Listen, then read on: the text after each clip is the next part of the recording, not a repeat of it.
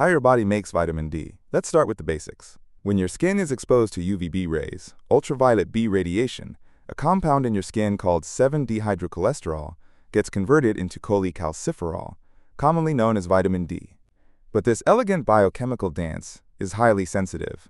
It only works when UVB light, specifically between 280 and 320 nanometers, hits your skin. If anything interferes with the amount of UVB that reaches your skin, or with the way your body processes it, the entire chain can break down.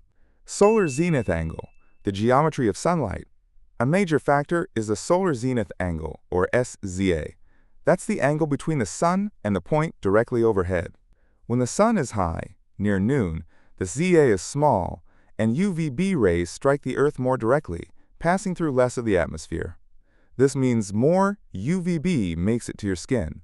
But in the early morning, late afternoon, or during winter months, the sun is lower on the horizon. The ZA increases, and UVB has to travel a longer path through the atmosphere. Much of it gets scattered or absorbed before reaching you. Hollick et al., 1980, showed that at latitudes above approximately 35 degrees north, UVB is practically absent in the winter months. Clothing. What you wear matters. Next, let's talk about what you're wearing. Clothing is like sunscreen in fabric form. It physically blocks UVB radiation. But not all fabrics are created equal. Research by Kabjak et al., 1994, and Hoffman et al., 2001, shows that dense weaves, synthetic fibers, and dark colors block more UVB. For instance, black wool can block over 98% of UVB, while white cotton may only block around 47%. Yet, even light fabrics can halt vitamin D synthesis. Matsuoka et al., 1992, demonstrated that both white cotton and black wool prevented vitamin D production in skin, even after 40 minutes of exposure to artificial UVB. Bottom line, more coverage or denser material means less vitamin D. Sunscreen use, a double-edged sword. Of course, most people these days are also slathering on sunscreen, which is great for preventing skin cancer, but not so great for vitamin D. Sunscreens, especially those with high SPF, absorb or scatter UVB, effectively blocking it from reaching the skin.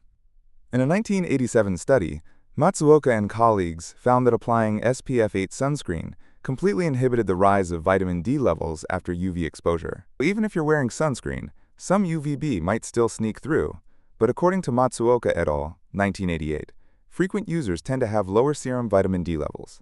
Skin pigmentation, the role of melanin. Then there's melanin, the pigment that gives skin its color.